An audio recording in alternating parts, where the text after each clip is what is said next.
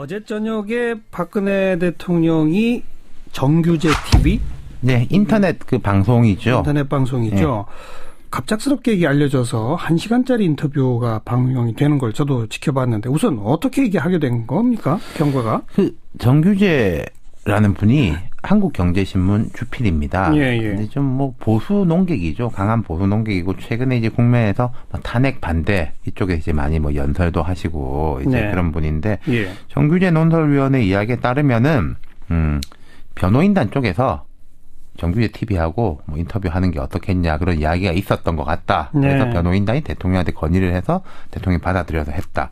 어제 오후에 인터뷰를 했다고 하고 방영은 뭐 8시 반인가 9시인가 그쯤 됐죠. 한 1시간 분량으로. 근데 이렇게 보셔야 될 겁니다. 며칠의 이 흐름을 봐야 돼요. 예. 23일에 박근혜 대통령이 동작동 현충원에 조용히 다녀왔죠. 그렇죠. 부모님 참배했죠. 그래서 그걸 뭐 경호원이 휴대폰으로 찍었다라고 하면서 사진을 공개했습니다. 네. 24일에 변호인단하고 80분간 회동을 가졌다고 해요. 청와대에서. 예. 여러 전략을 논의했겠죠. 어제 동시다발적으로 어떤 일이 벌어졌냐면은 자 대치동 특검 사무실에서는 최순실 씨가 이제 체포돼가지고 참 이것도 독특한 일인데 구치소 안에서 체포돼가지고 특검으로 압송된 거 아니겠습니까? 네. 그러면서 여기는 민주주의 특검이 아니다 막 이제 고함을 지르고 그랬죠. 뭐 이렇게 했죠. 그리고 제동 헌법재판소에서는 변호인단이 그 심리가 끝난 이후에 우리도 특단의 선택을 할 수 있다. 전원 사퇴 이런 거. 네, 요걸 이제 시사했습니다. 그리고 청와대에서는 박 대통령이 정규제 TV랑 인터뷰를 해가지고 오후에 방영이 됐습니다. 네. 한 23일에 현충원으로 시동을 걸고 24일에 이제 작전 계획을 짜가지고 25일에 동시다발적으로 빡 터지고 그럼 오늘은 이제 어떤 일이 있었느냐. 최순실 씨는 오늘도 이제 특검으로 압송이 됐는데 마스크 끼고 왔어요. 오늘은 조용히 들어갔죠. 근데 이경재 변호사가 기자회견을 해가지고 뭐 강압 수사를 받았다, 폭언을 들었다 이런 주장을 했고 특검은 부인했고. 예. 그리고 이제 지명도 조금 낮은 분인데 청와대 정무수석실에 허현준 행정관이라고 있어요. 네, 그 관제 데모 뭐 문자 주고받고 했다는. 문자 주고받고 이제 정경련 쪽에서 돈 받아가지고 뭐 어버이 연합 등등에다 주고 뭐 자유총연맹 이 지휘를 했다. 이 양반이 이제 특검에서 소환 통보를 받았는데 나올 걸로 알고 있었는데 갑자기 불출석했어요. 예. 뭐 나하고 합의된 게 아니다. 네. 그럼 이제 내일부터 설 연휴지 않습니까?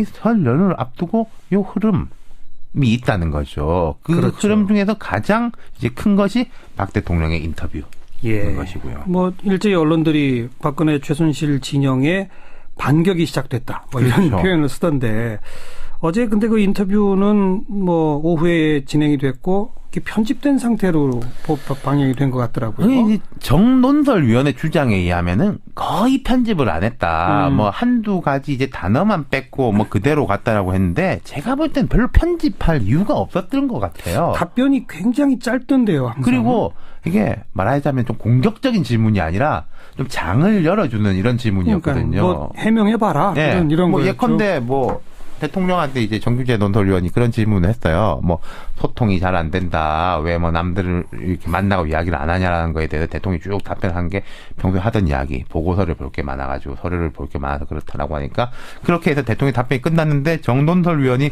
그 뒤에다 붙여서 한 이야기가 독대를 하면은 특혜를 준다는 의혹이 있어서 그러셨겠죠. 이건 이제 정규제 논설위원이 한 이야기입니다. 그러니까 이건 뭐 별로 편집을 할 이유가 없는 거였었겠죠. 네. 거의 그러니까 예상되는 질문과 답변을 이렇게 미리 좀 정해놓고 진행됐던 거 아닌가? 뭐 미리 정했든지 아니면은 정규제 논설위원이 이쪽에 요즘 이제 논리를 제공하는 분이거든요. 그러니까 이심전심일 수도 있는 거고요. 호흡이 착착 맞았고, 그리고 제가 하나 빠뜨려 먹었는데, 지금 이제 귀성하는 분들한테 많이 이야기가 들리고 있습니다. 서울역이나 용산역이나 이쪽에서. 박 대통령 지지하는 분들이 많은 홍보물을 만들어가지고 뿌리고 있다는 거예요. 역에서. 적극적으로 하시는 그렇죠. 근데 효과가 있을까요? 그러니까 왜 과연 이렇게 했을까에 대한 이제 궁금증이 있지 않습니까? 반응이 별로 좋지도 않은데. 근데 이제 대통령 쪽은 그런 생각을 하는 것 같아요. 이게 뭐 법리적으로 한다든지 여론으로 해가지고는 될 바가 아니다. 어차피 그렇게 해서는 되지가 않는다. 그렇기 때문에 단단한 진지를 구축하는 게 좋겠다. 예. 그러니까 자기 이제 지지층들을 최대한 결집하고 그분들한테 논리를 제공하고 대통령이 이런 억울한 점이 있었더라.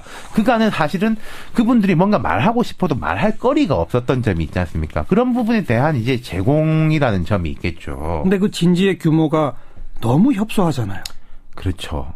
전체 뭐 숫자도 협소하고 뭐랄까 상징하는 의미들 같은 거 협소하죠. 오늘은 이제 조간신문을 보면은 진보 보수 언론 할 거 없이 아주 싸늘한 반응이었었거든요. 심지어 새누리당조차도 예. 부적절하다 이런 문평을 내지 않습니까? 맞습니다. 그러니까 참 보수 전체의 입장에서 볼 때는 좀 빨리빨리 진도를 나가야 되는데. 글쎄요.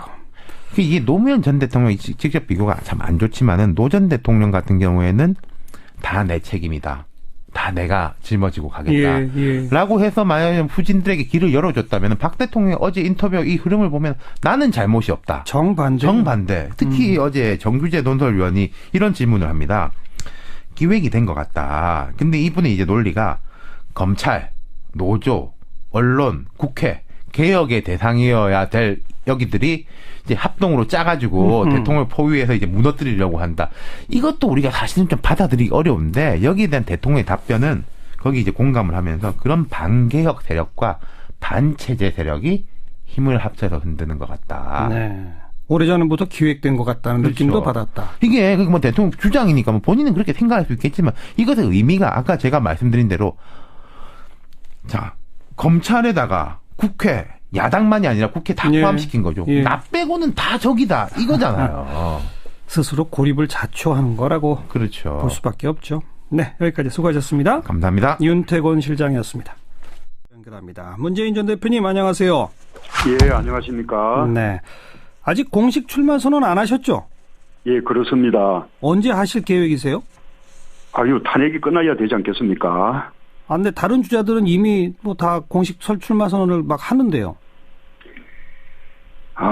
그렇긴 합니다만, 어쨌든 탄핵이 끝나야, 이제 다음 대선 일정이 마련되는 것이고, 그래서 그때 하는 것이 맞겠다고 저는 그렇게 생각하고 있습니다. 하지만 당내 경선 후보들의 등록은 이미 시작하고 있지 않습니까? 거기 등록하시려면 선언하셔야 되는 거 아니에요? 저는, 그렇네요. 등록 부분은 또 생각해 보겠습니다. 예.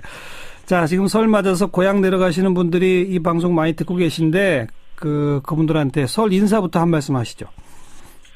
예. 안녕하세요. 문재인입니다. 예, 지난해 우리 국민들 참 많이 힘들었습니다. 모처럼 가족과 함께 행복한 설날 되시기 바랍니다. 제 부모님은 실향민이어서 명절이 되면 늘 북에 두고 온 식구들을 그리워하셨습니다. 실향민뿐만 아니라 일 때문에 또는 형편이 안 돼서 고향에 못 가시는 분들도 많습니다. 명절을 혼자 보내시는 분들도 많고요. 그런 어려운 이웃에도 따뜻한 마음을 나눠줄 수 있다면 더 좋겠습니다. 현장에서 고생하시는 우리 경찰관, 소방관, 그리고 또 명절이면 더 바쁜 고속도로 직원들, 이런 분들 노고가 있기 때문에 우리가 즐거운 명절 보낼 수 있습니다. 특별히 고맙다는 말씀 드리고 싶고요. 네. 어쨌든 새해 모두 복 많이 받으십시오. 새해 가장 큰 복은 정권 교체다라는 말씀을 드리고 싶습니다. 네. 고맙습니다. 문재인 전 대표께서도 고향 가십니까? 예, 저는 내일 오후에나 내려갈 수 있을 것 같습니다. 네. 자, 지금 설을 맞은 우리 국민들이 근데 다들 이렇게 포근하고 행복하기만 한 게 아닙니다. 지금 최순실 박근혜 게이트 때문에 분노하고 살림은 점점 더 어려워지고 있고 왜 우리가 지금 이런 상황이 됐다고 보세요? 예, 맞습니다. 우리 국민들 정말 힘듭니다. 특히 작년 한 해는 더더욱 힘들었습니다. 예전에 김대중 대통령께서 취임식 때 어려운 국민을 말씀하시면서 울컥 눈물을 보이신 일이 있었는데 지금이 꼭 그런 심정입니다. 지금 우리 경제가 너무 어렵죠. 이명박 박근혜 정부의 경제 실패가 너무나 참담합니다. 경제 성장률이 뚝 떨어진 데다가 그나마 성장의 혜택이 대기업과 부자들에게만 가고 대다수 국민들은 더 가난해졌습니다. 양극화가 심화되고 있죠. 네. 어려워도 공평하기만 하면 함께 견딜 수가 있는데 도대체 경제도 기회도 불공정하고 불평등하니까 우리 국민들이 더 힘든 것이라고 생각합니다. 네. 그래서 우리 사회의 반칙과 특권을 없애고 공정한 세상 만드는 것이 해법이다. 저는 그렇게 주장하고 싶습니다. 반칙 특권 없애고 공정한 세상을 만든다. 예. 네. 그 구체적인 방법이랄까, 뭐 핵심 공약이랄까 이런 건 지금 좀 뭐 선별해 두고 계신가요? 저는 일자리 대통령이 되겠다고 약속을 드렸습니다. 일자리가 바로 기회거든요. 그런 기회를 늘리고 또 기회를 공평하게 예. 만들겠습니다. 뭐 일자리 늘리기 누구나 이야기하는데, 예. 뭐 특별히 비법이 있냐? 예, 저는 그런 비법을 가지고 있습니다.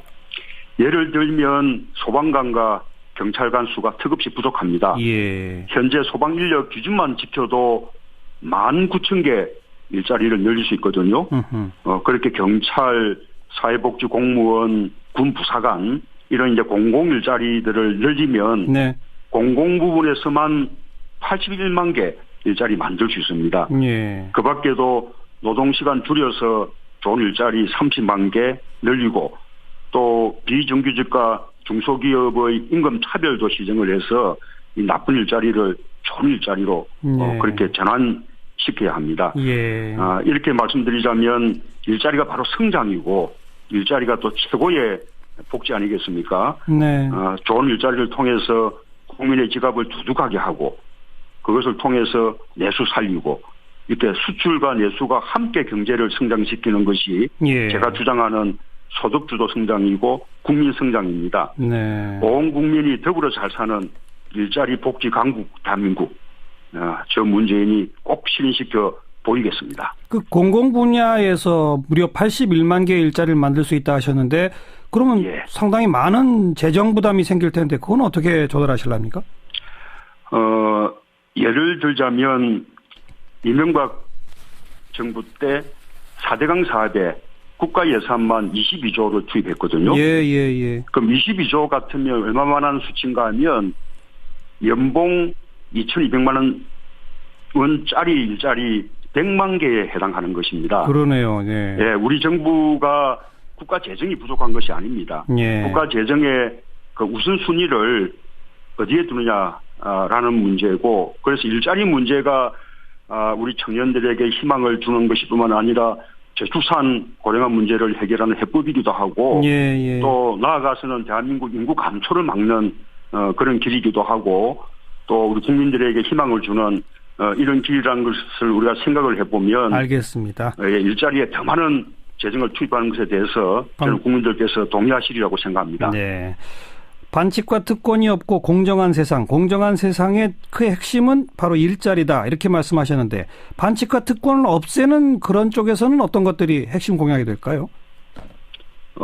지금 이 반칙과 특권의 이 하는 대상이 지금 권력기관들 아니겠습니까? 예. 그래서 권력기관들을 제대로 개혁해서 권력기관들의 적폐를 없애고, 예. 우리 사회를 보다 공정한 그런 이제 사회로 만드는 것이고요. 또 하나는 우리가 이명박 이 박근혜 정부의 고위공직자 인사청문회 때마다 우리가 늘 경험했던 것이 그 장관들 후보자마다 예.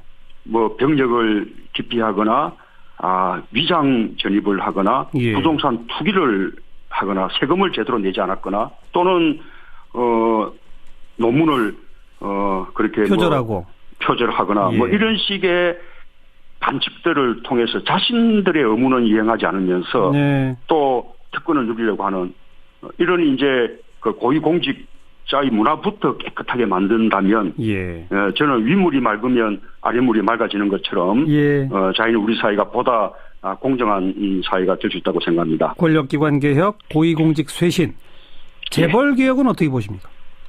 그렇습니다. 재벌 개혁도 저는 이미 저 방안을 발표를 했습니다. 재벌 개혁은 우리 재벌들을 억압하거나 재벌들의 뭐 경제 활동을 위축하고자 하는 것이 아닙니다. 네. 재벌이 우리 경제 성장의 견인차 역할을 해왔고 지금도 아주 중요한데 그런데 한편으로는 재벌이 우리 경제를 불공정하게 만드는 예. 그런 원천이 되고 있습니다. 그래서 우리 경제를 보다 공정한 경제 생태계를 만들기 위해서도 재벌 개혁이 필요하고 예. 또 재벌 스스로도 이 경쟁력을 나가기 위해서 재벌 개혁이 필요하다고 생각합니다. 예를 들자면 우리 재벌들의 그 1세대, 2세대들은 창업가, 기업가 정신이 있었는데 예. 지금은 뭐 일감 몰아주기라든지 또는 무슨 골목 상권에 이렇게 뭐 침투에 들어간다거나 하는 걸 통해서 너무나 쉽게 돈을 벌 수 있기 때문에 네. 그 1세대, 2세대가 가졌던 그런 창업 정신을 다 잃어버린 상태거든요. 그래서 재벌 개혁을 해야 재벌 스스로도 세계 시장 속에서 경쟁력을 이렇게 키워갈 수 있다고 생각합니다. 예. 자, 지금 뭐 지지율 1등을 계속 달리고 뭐 대세론까지 나오는데 그 배경 이유는 뭐라고 생각하세요? 우선 국민들께 감사드리고 싶고요. 그만큼 우리 국민들의 그 정권 교체에 대한 염원이 크고 또 저를 정권 교체의 어떤 대표, 정권 교체의 가장 적임자로 그렇게 인정하시는 게 아닌가 그렇게 생각을 합니다. 예. 몇 가지 말씀드리자면 우선은 적폐를 청산하려면 세상을 바꾸겠다는 그런 의지가 있어야 되는데 저는 과거에 민주화 운동하고 인권 변호사 할 때부터 정치를 하고 있는 지금까지 줄곧 세상을 바꾸려고 노력을 해왔습니다. 의지가 확실하다? 또 그렇습니다. 또 이제 적폐를 또 청산하려면 지도자가 우선 청렴하고 깨끗해야 하는데 예. 저는 참여정부 때부터 지금까지 수많은 공격받았고 뒷조사도 많이 당했지만 틀어도 문제나지 않는 사람이다. 이런 평가를 받았거든요. 예. 저는 예. 검증이 끝난 사람이다. 이런 말씀을 드리고 싶고요. 예. 또 하나 이제 가장 중요한 것이 이번 대선은 조기 대선인데다가 인수위가 없지 않습니까? 그렇죠. 정책을 만들고 정부를 구성하는 그런 준비 기간이 없는 것이거든요. 곧바로 취임이죠. 그렇습니다. 그래서 잘 준비된 대통령이 아니면 성공하기가 어렵습니다. 네. 저는 청와대에서 오랫동안 그 대통령의 국정 운영을 지켜보고 또 함께 했습니다. 준비됐다. 그래서 국정이 어떻게 돌아가는지 그 메커니즘을 잘 압니다. 또 지난번 대선 때부터 지금까지 착실히 준비도 해왔고요. 예. 그래서 국민들께서 저 문재인이 가장 잘 준비되고 또 청렴해서 지금 국민들이 바라고 있는 적폐 청산 그리고 또 새로운 대한민국을 만들 책임자다. 예. 그렇게 인정해 주시는 것이라고 생각합니다. 감사드립니다. 자, 오늘 박원순 서울시장이 대선 불출마를 갑작스럽게 선언했어요. 어떻게 평가하시고 박원순 시장한테 한 말씀 하신다면요? 정말 아주 박원순 시장으로서는 아주 아프고 어려운 그런 결단을 했습니다. 저는 뭐 박원순 시장에게 고맙다는 말씀을 드리고 싶습니다. 아주 치열한 경쟁도 국민들 관심을 끌게 하지만 저는 또 아름다운 양보와 협력에서 국민들을 더 감동시킬 수 있다고 생각합니다. 이건 박원순 시장께서 스스로 양보하시면서 정권 교체를 위해서 당원으로서 할 수 있는 모든 노력을 다하겠다. 그렇게 다짐하시지 않았습니까? 그래서 박원순 시장의 이 아름다운 양보 결단이 우리 더불어민주당의 어떤 정권 교체에 아주 큰 힘이 될 것이라고 그렇게 저는 믿습니다. 앞으로 박원순 시장과 잘 협력해서 정권 교체 꼭 이뤄내고 또 다음 정권 교체 이후에 다음 국정도 반드시 성공시켜내겠습니다. 네. 어제 저녁에 박근혜 대통령이 갑작스럽게 한 인터넷 TV랑 인터뷰를 하면서 지금의 이 상황 탄핵 정국이 뭐 오래전부터 기획된 거 아닌가 뭐 이렇게 생각한다는 얘기를 막 했어요. 어떻게 평가하세요?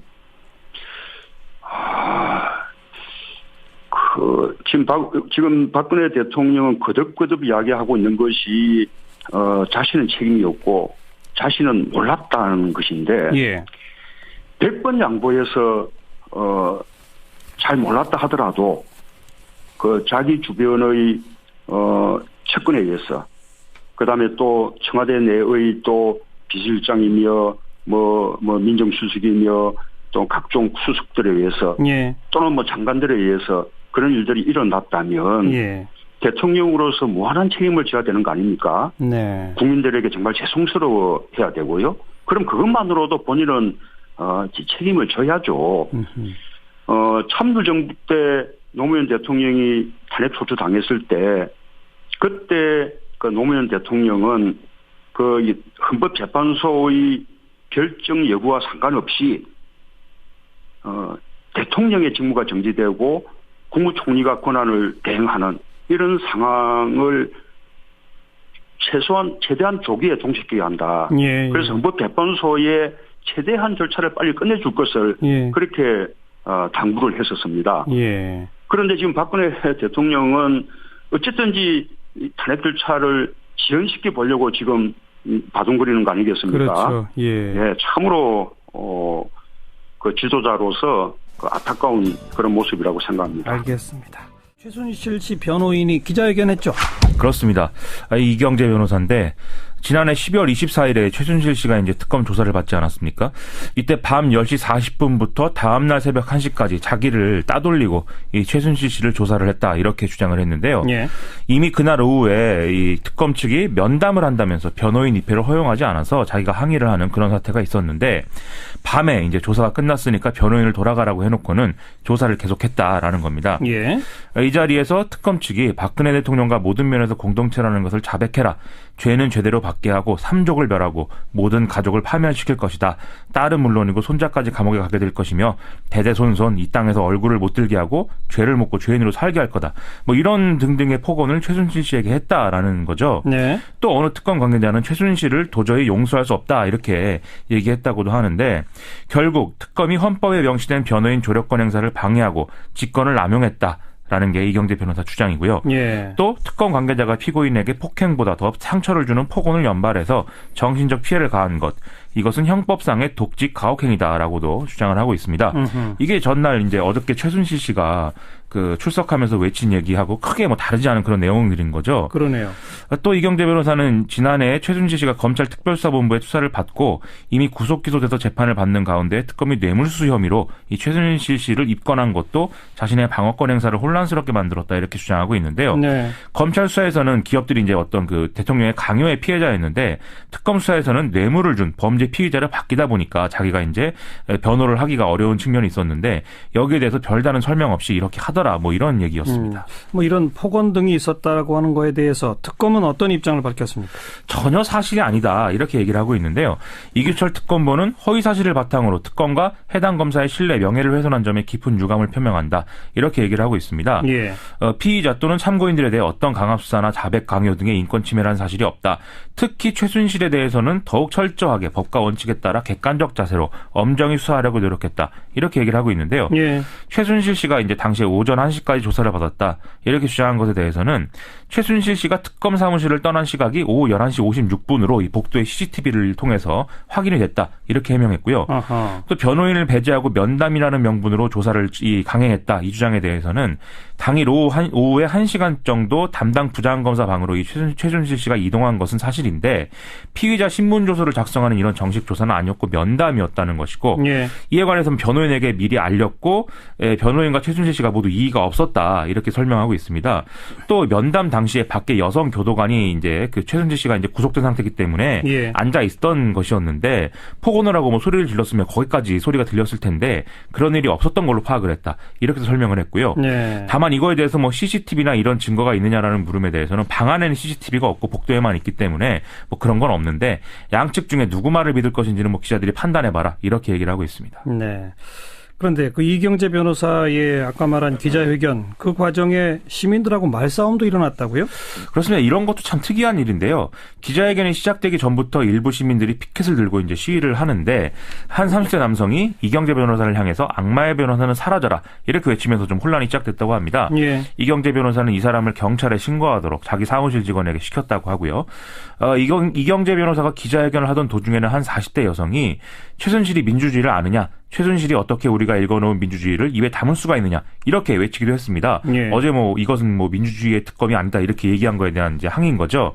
그러자 이경재 변호사는 이 여성에게 왜 변호인인 나에게 그러느냐 이렇게 항변을 했는데 계속 이제 헌법은 생각하지 않느냐 난 억울해서 왔다 자기 자식만 중요하냐 내 자식도 중요하다 이렇게 좀 격앙된 그런 반응을 또 이 여성이 보였다고 합니다. 네. 결국 이경재 변호사는 시민이 변호인에게 이러는 게 정당하냐 이렇게 얘기하면서 물러났다 뭐 이런 얘기인 거죠.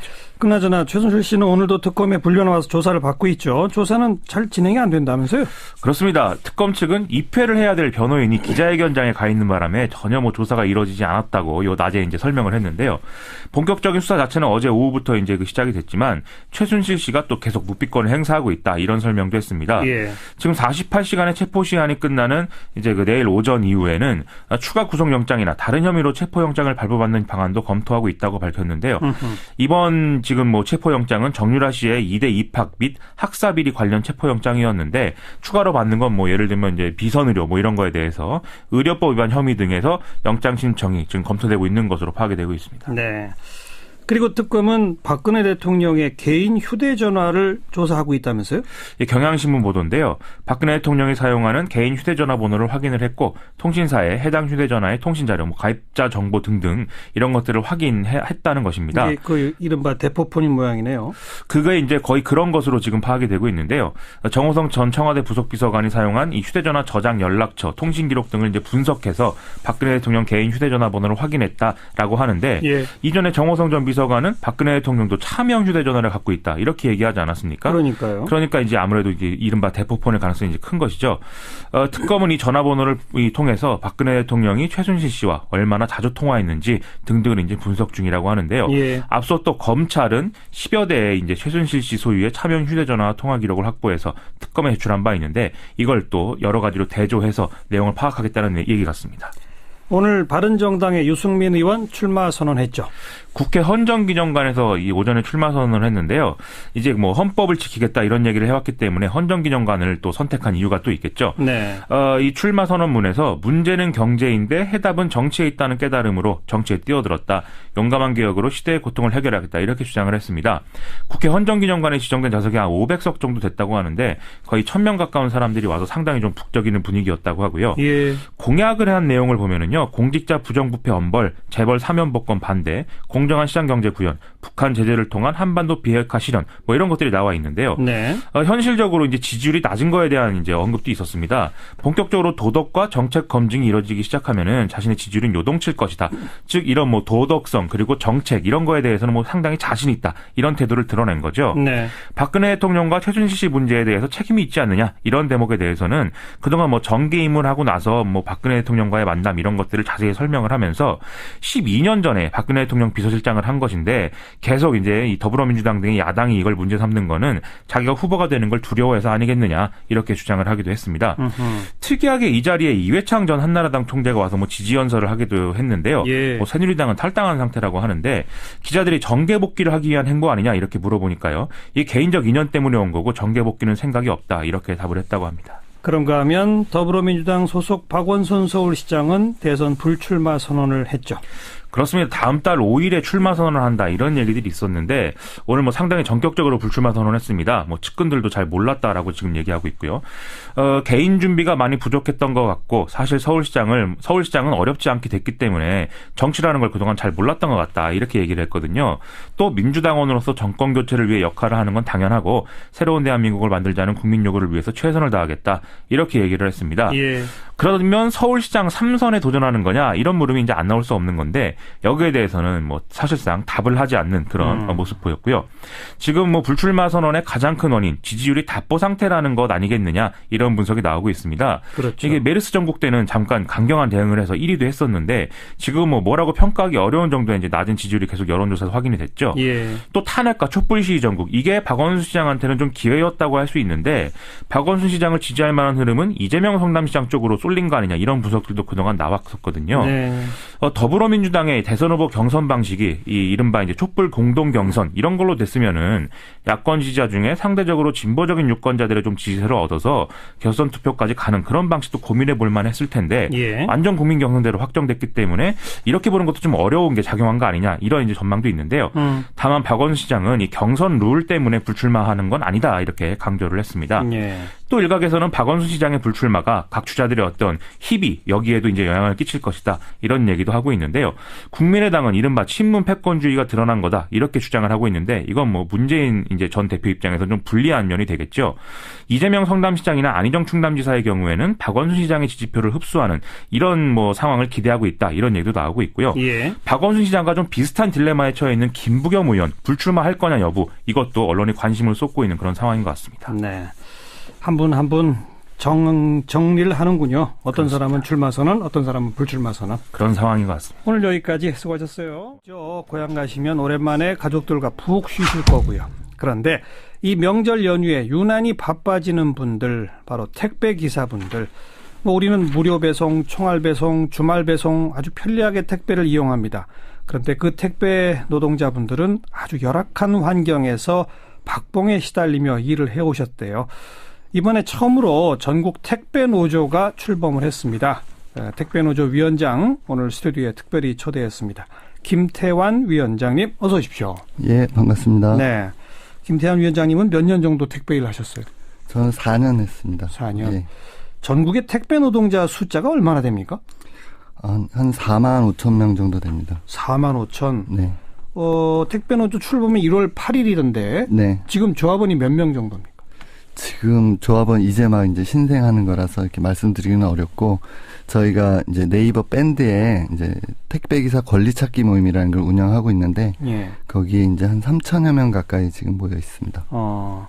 3천여 명이 아직 다 노조 가입하신 건 아니고. 예. 근데 이제 대체로 이제 거기서 서로 이제 일하는 환경이라든가 고충이라든가 이런 거 서로 이야기를 나누는 거죠. 그런 분들이 3천여 명. 네네. 이분들을 일단 이제 조합원으로 조직하는 게 목표겠군요. 네네, 그렇습니다. 예. 처음 만들어졌어요? 택배노조는? 그렇죠. 25년 만에 처음으로 만들어진 거고 가장 이제 커다란 의의는 이제 어쨌든 전국적으로 이런 게 이제 처음으로 만들어졌다. 자기 권리를 행사하려고 하는 모임이. 네. 이런 의미가 있는 것 같습니다. 진작 만들었어야 돼요, 사실. 네네. 우리 위원장님이 노조 출범하는 날 각시타를 썼다고요? 예, 각시타를 썼던 거는 이제 노조 이제 만들려고 하니까 이제 회사에서 계약을 해지하겠다는 이제 위협들이 이제 많이 있었고, 예, 그러다 보니까 이제 어쨌든 그 신변을 보호해야 되는 이런 측면도 있었고, 이제 저희가 뭘 하고 좋은 얘기를 좀 주장을 하려고 하면 언제나 이제 계약 해지 위협을 받거든요. 예. 이제 그런 그 사실도 이제 외부에 좀 알리고 이러자는 취지였죠. 김태환 위원장님은 지금 현재도 택배 일을 하고 계세요? 아니면은 뭐 계약 해지 당했습니까? 이거 준비하는 과정에서 계약 해지를 당했었습니다. 그래요? 네네. 노조 만든다는 걸 알고 해지한 거예요? 어떻게 된 거예요? 그러니까 노조 만든다는 그런 뭐 흐름을 이 감지를 아마 회사에서 했을 것 같고, 네. 이제 그거보다는 이제 저희들이 그 분류 작업이 오후 늦게까지 지속이 되면서 이 부분을 개선하자고 요구를 계속 했었습니다. 예. 그거를 이제 제가 나서서 하다 보니까 또 이제 저희 같이 일하던 대리점 식구들이 이제 그런 주장을 많이 하다 보니까 이걸 이제 문제 삼아서 계약 해지를 한 거죠. 4만 5천이라고 하셨었는데, 네네. 저희가 이제 보면은 집집마다 현관문에 띵동하고 오시는 분들만 우리는 본단 말이에요. 네네. 그분들 말고도 또 어떤 일들을 하시는 분들입니까? 좀 여러분들이 계시는데, 예. 제가 잠깐 소개를 드리면 이제 저희가 이제 물건을 보내는 업체 그리고 이제 개인들에게 이제 택배기사가 방문해서 물건을 집화를 합니다. 그 집화한 물건을 지역의 터미널에 대기 중인 이제 간선 차량에 이제 상차를 하게 되고, 간선 차량은 보통 이제 11톤 또는 이제 트레일러라고 이제 불려지는데, 이러한 간선 차량이 대전, 옥천, 청원, 용인 등의 이제 허브 터미널로 이동하고, 거기서 이제 하차를 하게 되면 이제 허브 터미널에서 각 지역으로 배송할 수 있도록 분류하고, 네. 다시 간선 차량에 이제 상차하면 또 다시 이제 각 지역으로 이제 출발하게 되는 거죠. 간선 차량이 각 지역 터미널에 도착하면 이제 거기서 택배 기사들이 물건을 분류하고 자신의 이제 배송 구역 물건을 차량에 싣고 일을 마치면 이제 고객에게 배달을 하게 됩니다. 네. 이 과정에 이제 필요한 인력은 크게 이제 집화와 배송 업무를 담당하는 택배 기사, 그 다음에 이제 간선 차량의 물건을 상하차 분류하는 이제 분류 노동자. 네. 그 다음에 이제 간선 차량 기사, 이렇게 크게 구성이 돼 있습니다. 네. 그러니까 간단히 말하면 전국 각지에서 택배를 보내는 사람들한테 찾아가서 걷어와야 되고. 그렇죠. 그래서 그걸 이제 큰 트럭에 싣고 전국에 몇 군데 거점으로 모아놓고 네네네. 다시 그걸 분산해서 더 네. 작은 데로 가고 네네. 그다음 일일이 분류하고 네네. 그걸 싣고 또 집집마다 찾아가고 네네. 아 이런 구조로군요. 네네. 근데 그 노동자분들의 신분이 네. 그 지금 현재 우리 택배 회사 제일 큰 게 CJ 대한통운인가요? 네네네. 그럼 그런 대기업에 직접 고용된 노동자는 몇 프로나 되고 나머지는 어떤 관계로 계약이 돼 있습니까?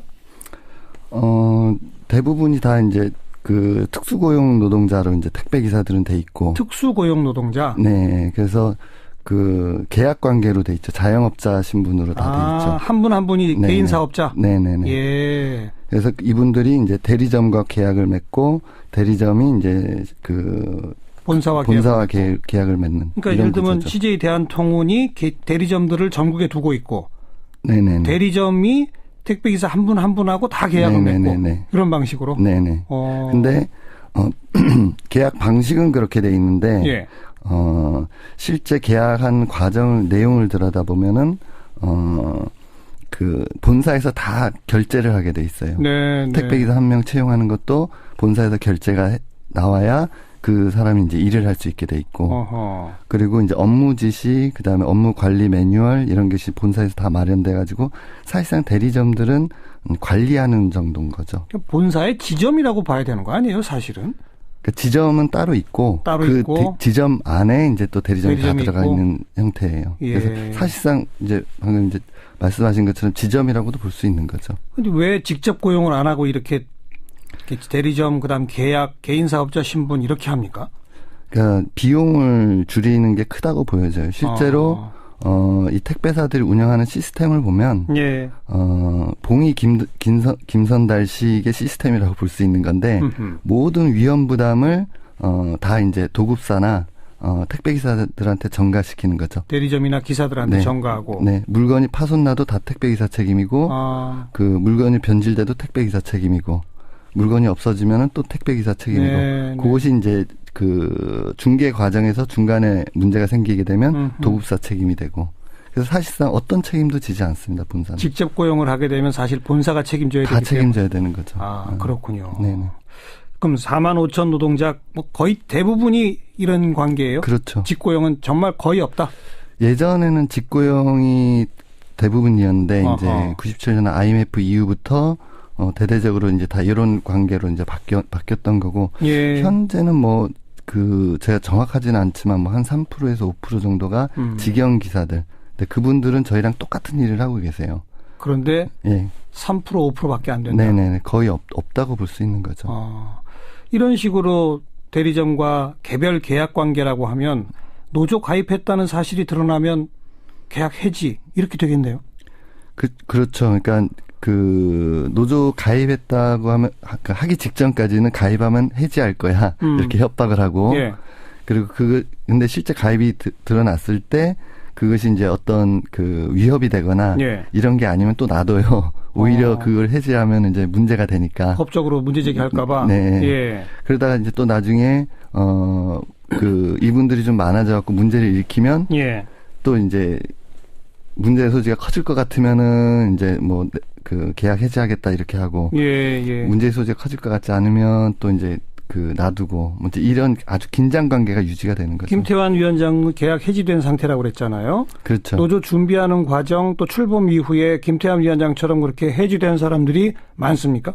없죠. 아직 없어요? 예, 왜 그러냐면은 이전에는 저희들이 이제 혼자 있다 보니까 예. 바른 소리 한마디만 해도 늘 계약 해지 위협에 이제 시달렸어요. 그리고 그 얘기를 들어도 어디에 가서 얘기를 할 수가 없었습니다. 근데 이번에 이제 노조가 만들어지면서 회사가 이제 위협을 많이 했는데 예. 저희가 이제 그 창립대회 직전에 이제 민주노총이라든가 그다음에 국회의원이라든가 변호사님들 다 모셔다가 네, 기자회견을 먼저 했거든요. 네. 계약 해지하면은 저희들이 할 수 있는 걸 다 하겠다. 그러니까 이제 이런 일이 없었던 것 같더라고요. 알겠습니다. 보니까. 역시 네. 모여야 힘이 생깁니다. 그렇죠. 예, 네. 예.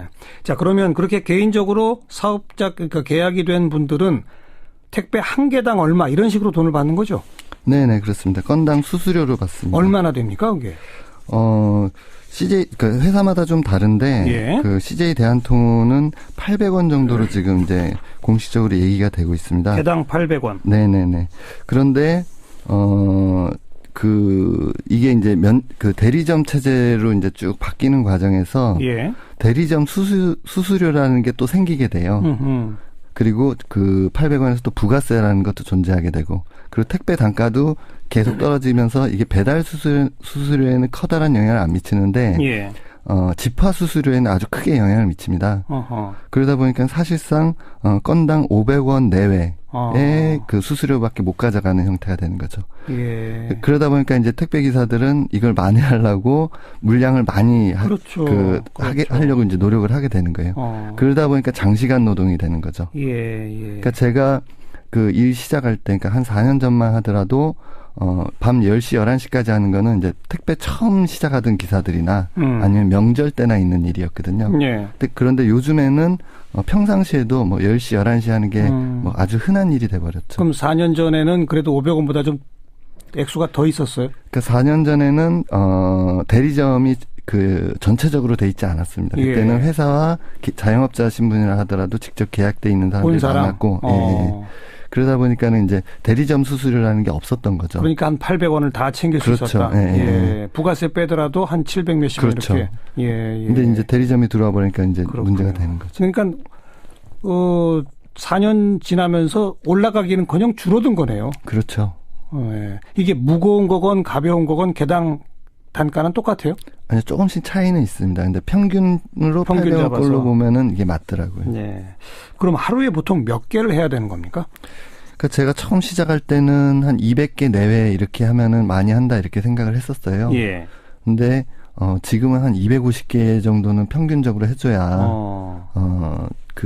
어느 정도 맞출 수가 있는 거고, 그리고 이제 이게 저희가 물량이 그 평균적으로 나오는 게 아니라 화요일이나 수요일이나 목요일날 집중적으로 나오거든요. 예. 그러니까 평균 250개를 맞추려면 화요일, 수요일, 목요일은 300개에서 350개 정도를 하게 돼요. 예. 그러면 이제 밤 10시, 11시까지 하는 거죠. 그렇군요. 휴일은 있어요? 휴일은 빨간 날만 휴일인데, 저희들은 이제 사실상 휴일이 없다고 봐야죠. 왜냐면은 가족이 있는 분들은 거의 이제 아침 7시에 나가고, 그 다음 밤 11시에 들어오면은 자녀들 얼굴을 볼 수가 없어요. 예. 그럼 일요일 날이 유일한 날인데, 예. 그날 잠자고 이럴 수가 없는 거죠. 예. 아이들하고도 얘기를 나눠야 되고, 돌봐야 되고 하니까, 사실상 거의 쉬지는 못한다고 보시면 되죠. 네. 이렇게 평균 잡아서 하루에 250개를 하면, 물론 근데 이 또 택배 차량의 기름값이니 뭐 식사비니 이런 거 전부 자기 비용이잖아요. 그렇죠. 그러면 한 달에 수입이 얼마나 되는 겁니까? 저희가 이제 그 지난해 12월 4일날 국회 토론에서 이제 설문조사, 택배기사들 설문조사한 걸 발표를 했습니다. 예. 이제 거기에 의하면 이제 평균 한 320만 원 정도 버는 것으로 나와요. 예. 근데 이제 하루 평균 14시간을 일한다는 걸 감안하게 되면, 사실상, 최저임금보다 한 20만 원 정도 더 버는 겁니다. 네. 초과 근무가 이렇게 많으니까. 그렇죠. 예. 네. 게다가 차량이 또 노후되고 그러면 자기 돈으로 고쳐야 되고. 그렇죠. 차량을 바꾸게 되면 바꾸는 것도 자기 돈으로 사야 그렇죠. 되고. 예. 그럼 이게 320만 원이 전부 벌이가 아닌 거죠. 그럴 수 있죠. 예. 그리고 뭐 일부 기사를 보니까 이 뭐 복장 지시는 하면서 옷은 안 사준다면서요? 예, 맞습니다. 그 이제 옷도 자기가 사야 돼요? 그렇죠. 그 옷도 그렇고 제복이에요? 네네네. 그 유니폼인데 이것도 이제 몇 년 전까지는 이렇게 막 강요하지 않았어요. 네. 이제 최근 들어서 이제 강요하는 거죠. 예. 사라 그러고. 그리고 더 큰 문제는 이제 또 차량 도색 문제예요. 도색? 예. 그러니까 요즘에 보면은 예전에는 택배 차량들이 그냥 하얀 차로 도색 없이 다녔잖아요. 예.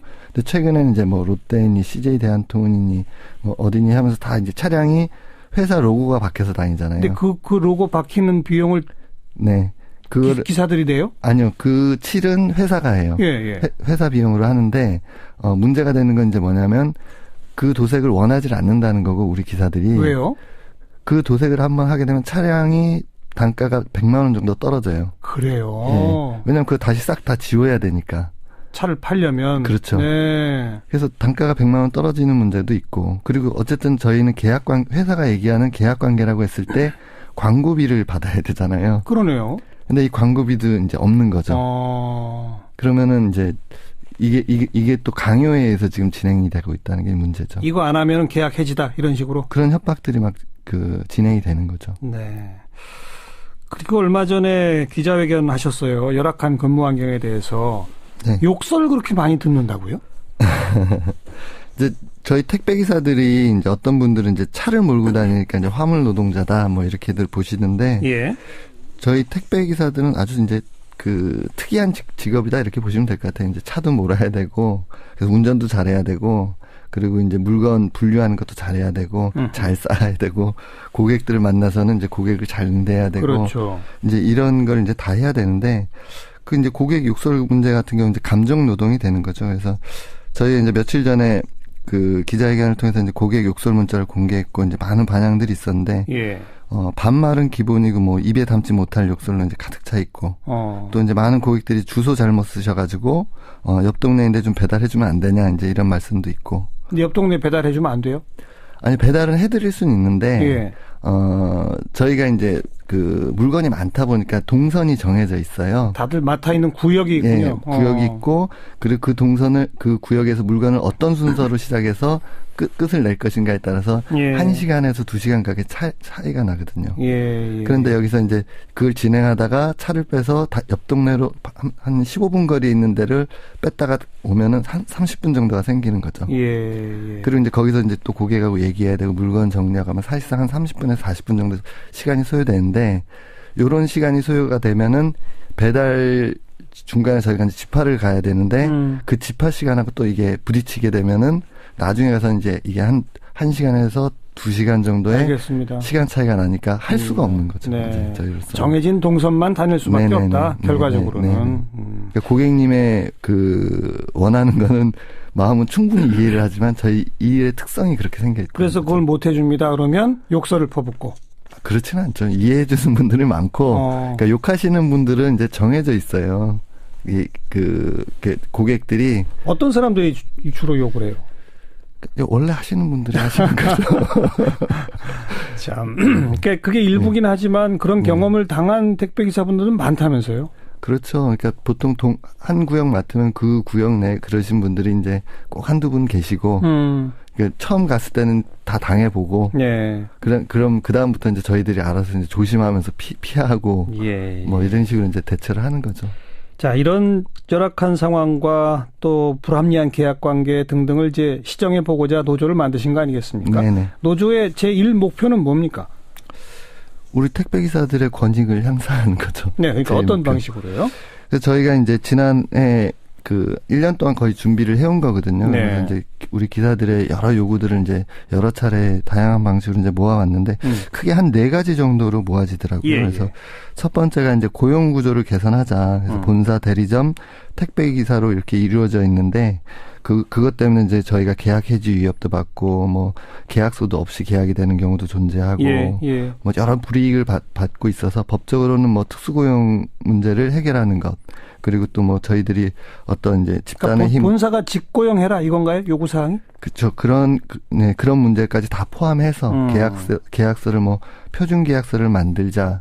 그리고 이제 계약 해지의 위협이 없는 이제 사업장 분위기를 만드는 거. 뭐 이런 노력이 있겠습니다. 이제 첫째로. 그다음에 두 번째로는 저희가 이제 분류 작업을 하는데 이 분류 작업이 오전 내도록 진행이 됩니다. 그래서 한 5-6시간 걸리는데 이게 무임금으로 진행이 되고 있어서 그렇죠. 이 부분에 대해서 정당한 대가를 이제 지불하게끔 만들어야 되겠다는 거. 그다음에 뭐 저희가 한겨울에도 뭐 난로도 없이 하고 한여름에 또 선풍기 없이 일하고 이런 데가 대부분이에요. 그래서 이런 19세기 정근대적인 작업 환경을 개선하는 것. 그다음에 이제 네 번째는 이제 25년 동안 계속 내려가기만 한 택배 단가 문제. 그다음에 계속 내려가기만 한 저희 수수료 문제. 이런 부분들을 해결하자. 크게 이제 한 4가지 정도고요. 그 외에도 택배 관련한 법이 없습니다, 지금. 그래서 이런 법, 제도 이런 걸 마련하고 개선하는데 저희들이 이제 연구하고 고민하고 있습니다. 하실 일이 참 많습니다. 네. 이제 시작이지만요. 네네. 많은 분들이 응원해 주실 테니까 좋은 성과 있기를 같이 좀 기대해 보겠습니다. 오늘 나와주셔서 감사드리고 서울 대목 때는 유달리 더 바쁘죠? 예, 그렇죠. 거의 밤새시는 분들도 있지 않아요? 그러니까 제가 같이 일하면서 정말 안타까웠던 건데 이제 우리 동료 기사들 중에 안타까웠던 분이 있었는데 설 전후로 한 10일 이렇게 바빠요. 예. 근데 집이 좀 이제 멀리 있는 거죠. 예. 그 현장하고. 예. 그러다 보니까 이분들이 밤 12시에 끝나면은 집에 갔다 오면은 잘 시간이 없는 거예요. 그렇죠. 그래서 차에서 자거나 찜질방에서 자거나 10일 동안 이러신 분들의 이제 모습을 봤습니다. 이제 이 정도로 이제 많이 힘들죠. 네. 다들 고맙습니다. 우리 인사라도 좀 제대로 해야 될 것 같습니다. 네, 오늘 감사합니다. 예, 감사합니다. 전국택배연대노동조합의 김태환 위원장 함께 만났습니다. 어제 화제가 된 뉴스, 최순실 씨가 특검에 강제 소환되면서 민주특검 아니다, 뭐 막 소리 지른. 그렇죠. 외신들이 또 다 이거 보도했죠? 네, 외신에서도 뉴스가 됐습니다. 그래서 로이터 통신이나 AP나 ABC 뉴스, BBC, 유로뉴스 등등 여러 곳에서 이 소식을 다뤘고요. 예. 특히 로이터 통신은요, 로이터 통신에서 이제 TV로 또 영상을 방송하는 프로그램이 있는데 여기에서 이 관련 고성을 지르는 그 영상이 그대로 방송이 되기도 했습니다. 예. 그래서 로이터 통신은 이제 이런 그 내용을 보도를 하면서 또 이런 부분을 지적을 했는데요. 최순실 씨가 이제 특검에 강제 소환돼서 이렇게 극적인 저항을 했는데 네. 이것이 헌법재판소 최종 판결이 3월 13일 전에 나올 것으로 이야기되는 가운데에 나왔다라고 해서 약간 연관을 지어서 이야기를 하고 있더라고요. 네. 참. 그리고 이구영 작가의 그림 더러운 잠. 박근혜 누드 그렇죠. 논란 이것도 외신이 보도하죠? 네, 외신에서 많이 보도가 나왔어요. 네. 그래서 이제 이 그림을 이제 찢어서 이렇게 폐기하게 된 데에는 이 그림을 이제 좀 알리고 싶지 않았던 게 있었을 것 같은데 이 뉴스가 보도가 되면서 사실 외신에서 이 그림들을 다 소개를 하는 바람에 내용이 다 그대로 오히려 더 알려지게 됐다고도 볼 수 있을 것 같은데요. BBC 같은 경우 이제 에드와르 만의 올랭피아를 패러디한 그림이다라고 설명을 하면서 그림의 내용이 어떤 것인지 세세하게 설명을 하고 있고요. 네. 그리고 이제 또 외신에서는 이 전시회 자체에 대해서 이 그림을 전시한 것 자체에 대해서 그러면 여당과 야당이 어떤 반응을 보였냐. 네. 이 부분에 대해서도 좀 주목해서 각 당의 반응을 설명을 하고 있어요. 그래서 BBC에서는 특히 이제 민주당 원내대표가 이런 발언을 했잖아요. 만일 노무현 전 대통령이 탄핵당했을 때 노 전 대통령이 발가벗겨진 풍자 그림을 새누리당 의원이 걸었으면 우리가 가만히 있었겠느냐라는 비판을 했다라고 전달을 했고요. 소속 당에서도 비판이 나왔다 이런 네, 거죠. 그래서 로이터 통신에서도 역시 여야 모두 이 문제에 대해서 비판을 했다라고 하면서 이 그림으로 인해서 이미 부패 스캔들과 정치적 위기에 휘말려 있는 나라에 새로운 분노가 촉발됐다라고 설명을 했고요. 네.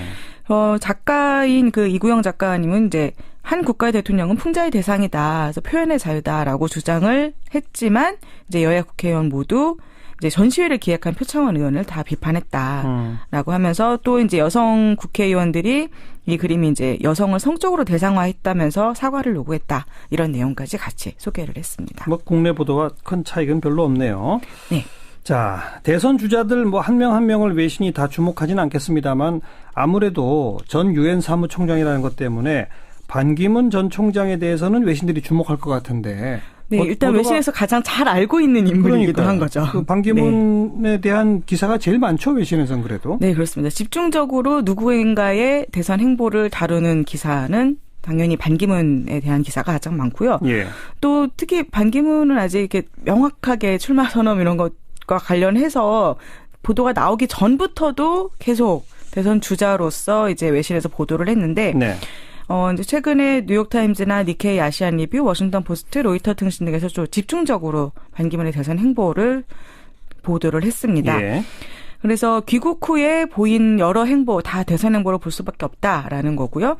그리고 지지자와 비판자의 시각을 모두 소개하고는 있는데 네. 외신에서 보도하는 걸 보면 전체적으로는 부정적인 의견이 조금 더 강한 것 같아요. 그래요? 네. 이유는요? 그래서 이유는요. 일단 반기문이 이제 귀국해서 이제 여러 행보를 보이는 가운데 실수들을 좀 많이 했잖아요. 그 실수들을 외신에서 아주 상세하게 소개를 했어요. 네. 그리고 또 친인척 부패 스캔들에 지금 휘말렸다라는 내용 구체적으로 소개를 하고 또 반기문이 이제 결국 이제 스스로를 진보적 보수주의자로 규정하면서 움직이고 있잖아요. 그렇죠. 여기에 대해서도 비판적으로 소개를 하고 있습니다. 네. 먼저 이거 실수들은 어떤 걸 보도하는 겁니까? 네, 로이터 통신에서 이제 가장 구체적으로 보도를 했는데요. 1월 24일자 기사에서 나왔는데 이 반기문이 그렇게도 고대하던 귀향을 제대로 활용하지 못하고 있다라고 하면서 일련의 홍보 행보에서 보인 실수들 쭉 설명을 합니다. 뭐 공항철도 발권기에서 7,500원짜리 티켓 사는데 10,000원짜리 2장 넣으려고 했던 거. 그렇죠. 그리고 뭐 요양원 턱받이 논란, 이제 누운 상태에서 또 죽을 떠먹였던 이런 논란, 그리고 방역 체험 혼자만 방역복 착용하고 주위의 사람들은 아무도 입지 않고 있고 이런 것들. 그리고 편의점에서 에비앙 생수 사려다가 비판을 받았다. 이런 얘기까지 다 소개를 하고 있고요. 네. 그러면서 반기문의 항의도 소개를 합니다. 이런 건 좀 약간의 애교로 봐줄 수 있는 것 아니냐라고 반기문은 항의했다라고 이야기를 하고 있습니다. 그런데 이제 워싱턴 포스트는 이 부분에 대해서요. 이 반기문이 보인 행보들에 대해서 이것이 어떻게 보면 전통적인 각본대로 움직인 것이다 라고 설명을 해요. 그러니까 유교적 전통을 따랐다는 건데 귀국 직후에 결국 선친의 묘 참배하고 전직 대통령 묘소 참배하고 그리고 전직 대통령 이명박 만나고 박근혜 대통령과 통화하고 이런 것들. 그리고 그다음에 한 행보들을 보면은 뭐 어디 가서 아이들 안아주고 노인에게는 죽을 떠먹여주고 시장 방문하고 또 절에 가고 그러니까 공식적으로 출마 선언만 안 했지 사실상 대선 홍보를 했고 그리고 전통적인 각본대로 움직였는데 하지만 전통적인 각본대로 움직인다고 반드시 정치적 성공이 보장되는 것은 아님을 본인도 곧 깨닫게 되었다라고 설명을 하고 있습니다. 너무 전통적인 각본대로 해서 새로운 게 없다. 그렇죠. 그런 의미겠군요. 네. 반기문 전 총장에 대한 어떤 지지자들의 어떤 기대랄까? 이런 것들을 보도하는 건 없습니까? 그런 보도도 많이 나오죠. 그러니까 반기문에 대해서 왜 지지할까? 사람들이 어떤 기대를 가지고 있는가에 대해서 설명을 하는데요. 그래서 뭐 나라를 구할 인물이라는 인식이라는 거고요. 그래서 지금 이제 반기문 생가, 뭐 반기문 테마공원, 반기문 동상, 반기문 칭송곡 뭐 이런 것들이 지금 막 나오고 있잖아요. 거기에 대해서도 이제 집중적으로 보도를 하고 있어요. 뉴욕타임즈 1월 25일자는 기사 시작에서 아예 반기문 생가를 찾는 방문객들에 대해서 소개하면서 설명을 하고 있는데요. 그래서 대부분의 한국인들에게 반기문이 롤모델로 여겨지고 있다. 교과서에 한국을 자랑스럽게 만든 인물로 칭송하고 있을 정도다. 그리고 여러 가지 논란들이 지금 벌어지고 있고 위엔 사무총장 시절에 대해서 비판이 있음에도 불구하고 고향에서 반기문은 여전히 칭송을 받고 있다. 반기문의 이름을 딴 거리라든가 마라톤, 영어 말하기 대회가 생기고 반기문을 5대양과 6대주 아우르는 대안의 아들이라 칭송하는 노래까지 나왔다. 이렇게 이야기를 하는데요. 여기서 소개하는 사례 중에 하나가 이 고향 마을 인근의 모텔이 증축 공사를 했다는 얘기를 소개를 해요. 왜요? 그 이유가요. 이 마을을 둘러싼 사내 정기의 축복을 받고 첫 아이를 임신하면 그 아이가 자라서 반기문같이 위대한 인물이 될 것이라고 생각해서 신혼부부들이 많이 찾아오고 있기 때문이라고 합니다. 그래요? 네. 그래서 이런 내용까지 같이. 이게 뉴욕타임즈에 보도가 됐어요? 네, 그렇습니다. 국내 언론에도 별로 보도가 안 된 내용 같은데. 그래서 이런 그 기대, 결국은 나라를 위기에서 구할 사람이라고 생각하고 그것에 대한 기대를 가지고 있다는 거죠. 그러다 보니까 반기문 지지자들은 반기문이 노련한 친미 외교관이기 때문에 북한의 핵무기 개발 그리고 미국의 트럼프 체제를 가장 잘 다룰 수 있는 사람이라고 기대한다는 거죠. 실제로 반기문이 와서 처음 한 일 중에 하나가 사드 배치 지지 의사를 밝힌 것이었으니까 이런 점에서 이제 그 안보 문제 그리고 미국과의 관계 풀 수 있을 거라고 생각하는 거죠. 그러니까 세계적으로 가장 고위직에 오른 그런 한국을 자랑스럽게 만든 사람이고 바로 그런 때문에 기대도 크고 나라를 구할 것이다. 특히 외교를 잘할 것이다. 뭐 이런 기대들이라는 거죠. 반대로 반기문을 비판적으로 보는 시각들은 또 뭐라고 보도를 합니까? 같은 뉴욕타임스에서 이제 비판적인 시각도 소개를 하고 있는데요. 진보 세력을 중심으로 반기문의 대선 출마에 대해 회의적인 시각이 있다라고 하면서 반기문에 대해 이렇게 설명을 합니다. 현재 한국에서 그 기존 체제의 일부가 되어서 편승하려고 하는 동시에 예. 나는 또 거기에 대해서 난 개혁하겠다, 바꾸겠다라는 입장을 동시에 보이고 있다는 거죠. 네, 네. 그래서 비판적으로 반기문을 기회주의자라고 부르기도 하고, 그래서 이제 그 성을 가지고 이름을 따서 미스터 반반이다 이렇게 부르기도 한다라는 걸 소개를 하고 있어요. 예. 그리고 이제 문재인 전 대표가 예를 들면 반기문에 대해서 평생 양지에서만 산 사람이다. 국민들의 간절한 변화에 대한 열망을 공유하지 못하는 사람이다. 라고 평가했다는 걸 소개를 합니다. 그래서 이 뉴타임즈의 시각은 그러니까 비판적으로 보는 사람들은 반기문은 지금 이렇게 절망적으로 국민들이 요구하고 있는 개혁에 대한 열망, 이걸 대변해 줄 인물로 반기문은 아니다. 라는 시각인 거죠. 예. 그리고 니케이 아시안 리뷰 같은 경우도 이제 반기문의 좀 엇갈리는 행보에 대해서 지적을 하고 있는 거예요. 그래서 대표적으로 이제 위안부 문제, 차기 대선의 핵심 쟁점으로 부상하고 있다라고 예. 하면서 2015년 합의가 이루어졌을 때 유엔 사무총장으로서 환영 의사를 밝혔었잖아요. 그렇죠. 이게 지금 공격받고 있죠. 네. 그래서 그런데 또 지금 와서는 그렇다고 다 결론이 난 거는 아니다, 끝은 아니다라면서 지금 또 입장을 바꾸는 모습으로 보이고 있으니까 네. 그런 부분들이 반기문을 기회주의자로 보이게 하고 있다라고 지적을 하는 겁니다. 네. 그리고 아까 외신들은 그 진보적 보수주의자라고 하는 태도에 대해서도 좀 비판적이라고 그랬잖아요. 네. 그건 무슨 내용입니까? 진보적 보수주의자라는 것이 지칭하는 대상이 없다는 지적인 거죠. 그래서 국내 언론들에서 한국 언론들이 이제 그 반기문이 기존 정당과 연대할지 자기 정당을 만들지 재보고 있다고 의심하고 있다라는 걸 소개를 하면서요. 예. 그리고 이제 그 별명들을 좀 소개를 하죠.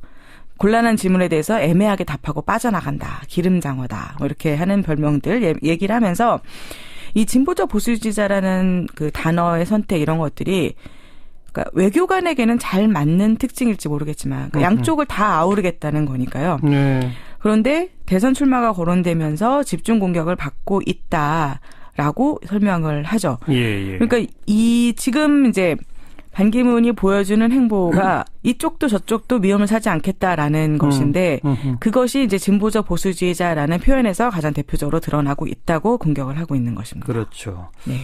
누구는 진보적 보수주의자라는 단어를 따뜻한 아이스크림 같이 네. 말이 안 되는 얘기다 이렇게 그렇습니다. 표현하는 분도 있긴 하던데. 네. 그리고 그 친인척 비리 문제가 또 집중 조명되죠? 네. 그래서 반기문이 사실 한국에 돌아오게 되면 자기의 가장 큰 자산이 될 거라고 생각했던 두 가지 중에 하나가 그러니까 유엔에서 그 고위직을 갖췄다는 거. 예. 그리고 미스터 클린이다, 자기는. 미스터 클린. 예, 나는 깨끗한 사람이다. 청렴하다. 그렇죠. 그래서 한국 정치에서 자기는 연루된 것이 없기 때문에 깨끗하다 이런 것이었는데 돌아오자마자 사실은 친인척 비리가 지금 터지고 있잖아요. 그렇죠. 네. 그래서 워싱턴 포스트에서는 친인척 그 비리 혐의 때문에 반기문의 대선 행보에 지금 차질이 생기고 있는데 그러면서 지적을 합니다. 반기문은 지금 자기는 몰랐다라고 이야기를 하고 있는데 그래도 친동생이 형이 유엔 사무총장이라는 거를 이용해서 뭔가 이득을 취했는데 예. 그러면 그것을 왜 몰랐는지 왜 막지 못했는지에 그렇죠. 대한 설명이 필요하다. 예. 그 해명을 해야 된다라고 요구하고 있고요. 예. 로이터 통신도 지금 이제 반기문에게 이 반기문 동생 반기상 체포 요청 사건이라든가 이런 것이 정말 최악의 타이밍이다라고 하면서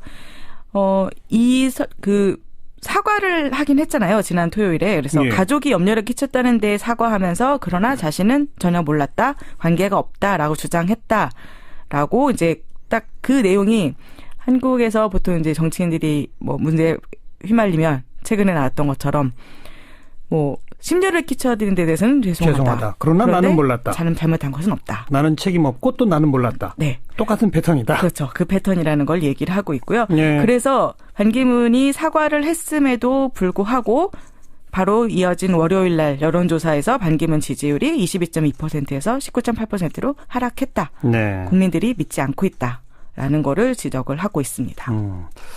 그래요. 그러니까 전반적으로 여러 가지 실수, 네. 진보적 보수주의자라고 하는 그 애매한 태도, 그렇죠. 그리고 친인척들의 어떤 비리 네. 이런 것들이 섞이다 보니까 외신들의 보도가 다소 부정적일 수밖에 없다. 네, 그런 얘기로군요. 그리고 이제 그 진보적 보수주의자라는 표현들을 만들어내고 전략을 선택하는 것 자체가 결국 국내에서 반기문이 정치적 기반이 없기 때문이다라고 이어지는 거고요. 그렇죠. 그리고 그 정치적 기반이 약하다는 점이 반기문에게 대선 출마를 할 경우에 최대의 약점이 될 것이다라는 것도 외신에서 공통적으로 지적을 하고 있습니다. 좀 구체적으로 정치적 기반에 대한 기사들을 좀 한두 개 소개해 주시면. 네, 그래서 워싱턴 포스트에서 이제 이런 내용을 소개를 하면서 예. 그러니까 진보 세력에서는 반기문을 보수주의자라고 해서 그 배척하고 있고 그런데 또 보수 세력에서는 사실 이게 그 예를 들면 새누리당과 관련해서 박근혜 대통령 탄핵 이후에 반기문이 스스로 선을 그으려고 했잖아요. 네네. 그래서 이렇게 자기한테 가장 충성적이었던 당에 대해서는 선을 그었고 그런데 우익들 중에서는 반기문이 충분히 보수적이지 않다라고 생각하는 사람들도 있고. 그래요? 예, 예를 들면 유엔 사무총장 시절에 LGBTI 권리를 지지한다고 했던 부분에 LGBT가 대해서 뭐죠? 동성애, 성적 소수자 문제. 네. 예, 예. 그래서 성소수자 문제에 대해서 지지 발언을 했던 것들. 이 사람은 보수적 인사가 아니야라고 생각하는 우익들이 있다는 거죠. 그런데 진보 세력에서는 반기문이 박근혜 보수 여당과 관계가 있기 때문에 그쪽 사람이다라고 생각해서 배척하고 있고. 그러다 보니까 이쪽도 저쪽도 네. 기반이 아니다. 어느 쪽도 자기 정치적 기반이 되지 못하고 있다는 지적이고요. 그래서 니케이 아시안 리뷰에서는 이런 상황이다 보니까 일부 보수 세력이 대신 황교안을 지지하고 나서기까지 했다라고 네. 결론을 내리고 있습니다. 그런 부족한 자기의 기반을 어느 한쪽으로 확실히 좀 딱 자리매김해야 되는데 네. 그러기에는 또 이 진보적 보수주의자라는 말처럼 네. 나는 이쪽도 하고 저쪽도 합니다. 다 왔다 갔다 하니까. 그렇죠. 그런 이중적인 모습을 보이고 있는 것이고 그 부분에 대해서 외교관으로서는 좋았을지 모르겠으나 대선 주자로서는 부정적이다라는 게 외신의 평가라고 보면 될 것 같습니다. 네. 그래요. 귀국한 지 얼마 안 됐습니다만 일단 지금까지의 성적표는 별로 좋지 않다. 네. 여기까지 수고하셨습니다. 네, 감사합니다. 네, 밖에서 본 한국이었습니다. 국제민주연대 강은지 팀장이었어요. 층들을 최대한 결집하고 그분들한테 논리를 제공하고 대통령이 이런 억울한 점이 있었더라. 그간은 사실은 그분들이 뭔가 말하고 싶어도 말할 거리가 없었던 점이 있지 않습니까? 그런 부분에 대한 이제 제공이라는 점이 있겠죠. 근데 그 진지의 규모가 너무 협소하잖아요. 그렇죠. 전체 숫자도 협소하고 뭐랄까 상징하는 의미들 같은 거 협소하죠. 오늘은 이제 조간신문을 보면은 진보 보수 언론 할 거 없이 아주 싸늘한 반응이었었거든요. 심지어 새누리당조차도 예. 부적절하다 이런 문평을 내지 않습니까? 맞습니다. 그러니까 참 보수 전체의 입장에서 볼 때는 좀 빨리빨리 진도를 나가야 되는데. 글쎄요. 이게 노무현 전 대통령 직접 비교가 참 안 좋지만은 노 전 대통령 같은 경우에는 다 내 책임이다. 다 내가 짊어지고 가겠다.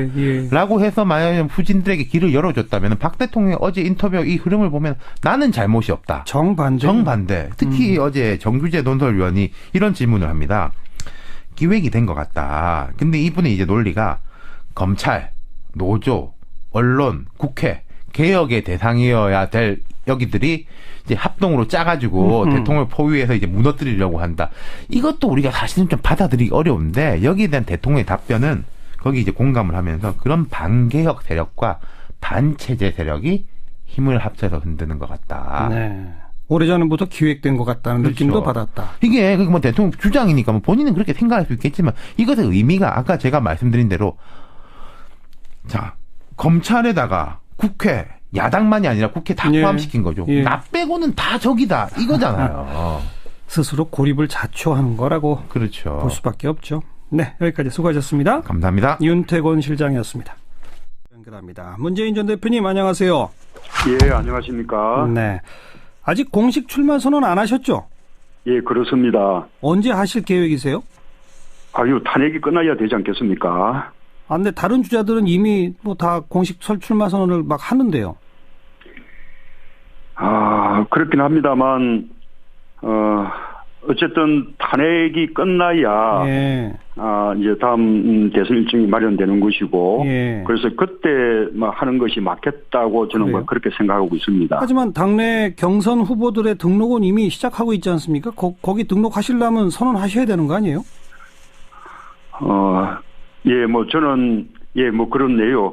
등록 부분은 또 생각해 보겠습니다. 예. 자, 지금 설 맞아서 고향 내려가시는 분들이 이 방송 많이 듣고 계신데 그분들한테 설 인사부터 한 말씀 하시죠. 예, 안녕하세요. 문재인입니다. 예, 지난해 우리 국민들 참 많이 힘들었습니다. 모처럼 가족과 함께 행복한 설날 되시기 바랍니다. 제 부모님은 실향민이어서 명절이 되면 늘 북에 두고 온 식구들을 그리워하셨습니다. 실향민뿐만 아니라 일 때문에 또는 형편이 안 돼서 고향에 못 가시는 분들도 많습니다. 명절을 혼자 보내시는 분들도 많고요. 그런 어려운 이웃에도 따뜻한 마음을 나눠줄 수 있다면 더 좋겠습니다. 예. 현장에서 고생하시는 우리 경찰관, 소방관, 그리고 또 명절이면 더 바쁜 고속도로 직원들, 이런 분들 노고가 있기 때문에 우리가 즐거운 명절 보낼 수 있습니다. 특별히 고맙다는 말씀 드리고 싶고요. 네. 어쨌든 새해 모두 복 많이 받으십시오. 새해 가장 큰 복은 정권 교체다라는 말씀을 드리고 싶습니다. 네. 고맙습니다. 예. 문재인 전 대표께서도 고향 가십니까? 예, 저는 내일 오후에나 내려갈 수 있을 것 같습니다. 네. 자, 지금 설을 맞은 우리 국민들이 근데 다들 이렇게 포근하고 행복하기만 한 게 아닙니다. 지금 최순실 박근혜 게이트 때문에 분노하고 살림은 점점 더 어려워지고 있고 왜 우리가 지금 이런 상황이 됐다고 보세요? 예, 맞습니다. 우리 국민들 정말 힘듭니다. 특히 작년 한 해는 더더욱 힘들었습니다. 예전에 김대중 대통령께서 취임식 때 어려운 국민을 말씀하시면서 울컥 눈물을 보이신 일이 있었는데 예. 지금이 꼭 그런 심정입니다. 예. 지금 우리 경제가 너무 어렵죠. 박근혜 정부의 경제 실패가 너무나 참담합니다. 경제 성장률이 뚝 떨어진 데다가 그나마 성장의 혜택이 대기업과 부자들에게만 가고 대다수 국민들은 더 가난해졌습니다. 양극화가 심화되고 있죠. 예, 네. 어려워도 공평하기만 하면 함께 견딜 수가 있는데 도대체 경제도 기회도 불공정하고 노무현 대통령은 헌법재판소의 결정 여부와 상관없이 대통령의 직무가 정지되고 국무총리가 권한을 대행하는 이런 상황을 최대한 조기에 종식해야 한다. 예. 그래서 헌법재판소의 최대한 절차를 빨리 끝내줄 것을 예. 그렇게 당부를 했었습니다. 예. 그런데 지금 박근혜 대통령은 어쨌든지 탄핵 절차를 지연시켜 보려고 지금 바둥거리는 거 아니겠습니까? 그렇죠. 예. 예, 참으로 지도자로서 안타까운 그런 모습이라고 생각합니다. 알겠습니다. 최순실 씨 변호인이 기자회견했죠? 그렇습니다. 이경재 변호사인데 지난해 12월 24일에 최순실 씨가 이제 특검 조사를 받지 않았습니까? 이때 밤 10시 40분부터 다음날 새벽 1시까지 자기를 따돌리고 이 최순실 씨를 조사를 했다 이렇게 주장을 했는데요. 예. 이미 그날 오후에 이 특검 측이 면담을 한다면서 변호인 입회를 허용하지 않아서 자기가 항의를 하는 그런 사태가 있었는데 밤에 이제 조사가 끝났으니까 변호인을 돌아가라고 해놓고는 조사를 계속했다라는 겁니다. 예. 이 자리에서 특검 측이 박근혜 대통령과 모든 면에서 공동체라는 것을 자백해라. 죄는 죄대로 받게 하고 삼족을 멸하고 모든 가족을 파면시킬 것이다. 딸은 물론이고 손자까지 감옥에 가게 될 것이며 대대손손 이 땅에서 얼굴을 못 들게 하고 죄를 묻고 죄인으로 살게 할 거다. 이런 등등의 폭언을 최순실 씨에게 했다라는 거죠. 네. 또 어느 특검 관계자는 최순실을 도저히 용서할 수 없다 이렇게 얘기했다고도 하는데 결국 특검이 헌법에 명시된 변호인 조력권 행사를 방해하고 직권을 남용했다. 라는 게 이경재 변호사 주장이고요. 예. 또 특검 관계자가 피고인에게 폭행보다 더 상처를 주는 폭언을 연발해서 정신적 피해를 가한 것. 이것은 형법상의 독직 가혹행위다라고도 주장을 하고 있습니다. 이게 전날 이제 어저께 최순실 씨가 출석하면서 외친 얘기하고 크게 다르지 않은 그런 내용들인 거죠. 그러네요. 또 이경재 변호사는 지난해 최순실 씨가 검찰 특별수사본부의 수사를 받고 이미 구속 기소돼서 재판을 받는 가운데 특검이 뇌물수수 혐의로 이 최순실 씨를 입건한 것도 자신의 방어권 행사를 혼란스럽게 만들었다 이렇게 주장하고 있는데요. 네. 검찰 수사에서는 기업들이 이제 어떤 대통령의 강요의 피해자였는데 특검 수사에서는 뇌물을 준 범죄 피의자를 바뀌다 보니까 자기가 이제 변호를 하기가 어려운 측면이 있었는데 여기에 대해서 별다른 설명 없이 이렇게 하더라고요. 하더라. 뭐 이런 얘기였습니다. 뭐 이런 폭언 등이 있었다라고 하는 거에 대해서 특검은 어떤 입장을 밝혔습니까? 전혀 사실이 아니다. 이렇게 얘기를 하고 있는데요. 이규철 특검보는 허위 사실을 바탕으로 특검과 해당 검사의 신뢰, 명예를 훼손한 점에 깊은 유감을 표명한다. 이렇게 얘기를 하고 있습니다. 예. 피의자 또는 참고인들에 대해 어떤 강압수사나 자백 강요 등의 인권 침해라는 사실이 없다. 특히 최순실에 대해서는 더욱 철저하게 법과 원칙에 따라 객관적 자세로 엄정히 수사하려고 노력했다. 이렇게 얘기를 하고 있는데요. 예. 최순실 씨가 이제 당시에 오전 1시까지 조사를 받았다. 이렇게 주장한 것에 대해서는 최순실 씨가 특검 사무실을 떠난 시각이 오후 11시 56분으로 이 복도의 CCTV를 통해서 확인이 됐다. 이렇게 해명했고요. 아하. 또 변호인을 배제하고 면담이라는 명분으로 조사를 강행했다. 이 주장에 대해서는 당일 오후에 1시간 정도 담당 부장검사 방으로 이 최순실 씨가 이동한 것은 사실인데 피의자 신문조서를 작성하는 이런 정식 조사는 아니었고 면담이었다는 것이고 예. 이에 관해서는 변호인에게 미리 알렸고 변호인과 최순실 씨가 모두 이의가 없었다. 이렇게 설명하고 있습니다. 또 면담 당시에 밖에 여성 교도관이 이제 그 최순실 씨가 이제 구속된 상태이기 때문에 예. 앉아 있었던 것이었는데 폭언을 하고 뭐 소리를 질렀으면 거기까지 소리가 들렸을 텐데 그런 일이 없었던 걸로 파악을 했다. 이렇게 설명을 했고요. 예. 다만 이거에 대해서 뭐 CCTV나 이런 증거가 있느냐라는 물음에 대해서는 방 안에는 CCTV가 없고 복도에만 있기 때문에 뭐 그런 건 없는데 양측 중에 누구 말을 믿을 것인지는 뭐 기자들이 판단해봐라. 이렇게 얘기를 하고 있습니다. 네. 그런데 그 이경재 변호사의 아까 말한 기자회견 그 과정에 시민들하고 말싸움도 일어났다고요? 그렇습니다. 이런 것도 참 특이한 일인데요. 기자회견이 시작되기 전부터 일부 시민들이 피켓을 들고 이제 시위를 하는데 한 30대 남성이 이경재 변호사를 향해서 악마의 변호사는 사라져라 이렇게 외치면서 좀 혼란이 시작됐다고 합니다. 예. 이경재 변호사는 이 사람을 경찰에 신고하도록 자기 사무실 직원에게 시켰다고 하고요. 이경재 변호사가 기자회견을 하던 도중에는 한 40대 여성이 최순실이 민주주의를 아느냐? 최순실이 어떻게 우리가 읽어놓은 민주주의를 입에 담을 수가 있느냐 이렇게 외치기도 했습니다. 예. 어제 뭐 이것은 뭐 민주주의의 특검이 아니다 이렇게 얘기한 거에 대한 이제 항의인 거죠. 그러자 이경재 변호사는 이 여성에게 왜 변호인인 나에게 그러느냐 이렇게 항변을 했는데 계속 이제 헌법은 생각하지 않느냐 난 억울해서 왔다 자기 자식만 중요하냐 내 자식도 중요하다 이렇게 좀 격앙된 그런 반응을 또 이 여성이 보였다고 합니다. 네. 결국 이경재 변호사는 시민이 변호인에게 이러는 게 정당하냐 이렇게 얘기하면서 물러났다 뭐 이런 얘기인 거죠.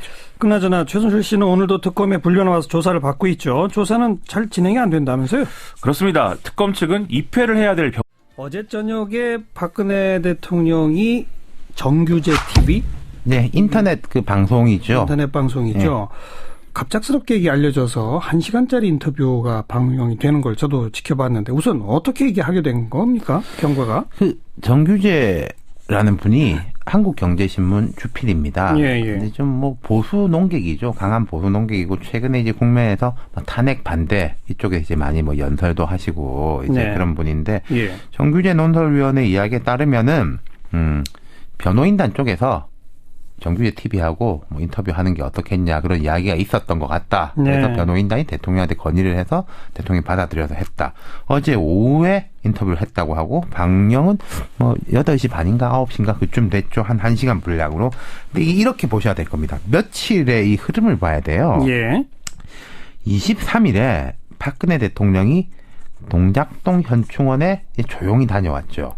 그렇죠. 부모님 참배했죠. 그래서 그걸 뭐 경호원이 휴대폰으로 찍었다라고 하면서 사진을 공개했습니다. 네.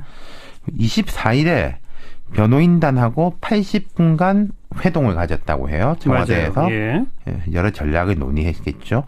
어제 동시다발적으로 어떤 일이 벌어졌냐면은 자 대치동 특검 사무실에서는 최순실 씨가 이제 체포돼가지고 참 이것도 독특한 일인데 구치소 안에서 체포돼가지고 특검으로 압송된 거 아니겠습니까? 네. 그러면서 여기는 민주주의 특검이 아니다 막 이제 고함을 지르고 그랬죠. 뭐 이렇게 했죠.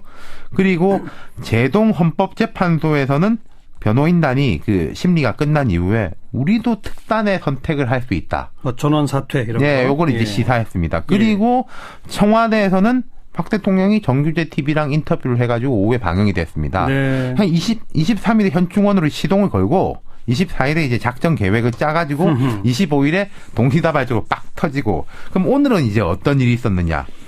최순실 씨는 오늘도 이제 특검으로 압송이 됐는데 마스크 끼고 왔어요. 오늘은 조용히 들어갔죠. 근데 예. 이경재 변호사가 기자회견을 해가지고 뭐 강압 수사를 받았다, 폭언을 들었다 이런 주장을 했고 특검은 부인했고. 예. 그리고 이제 지명도 조금 낮은 분인데 청와대 정무수석실에 허현준 행정관이라고 있어요. 네, 그 관제대모 뭐 문자 주고받고 했다는. 문자 주고받고 이제 정경련 쪽에서 돈 받아가지고 뭐 어버이 연합 등등에다 주고 뭐 자유총연맹 이 지휘를 했다.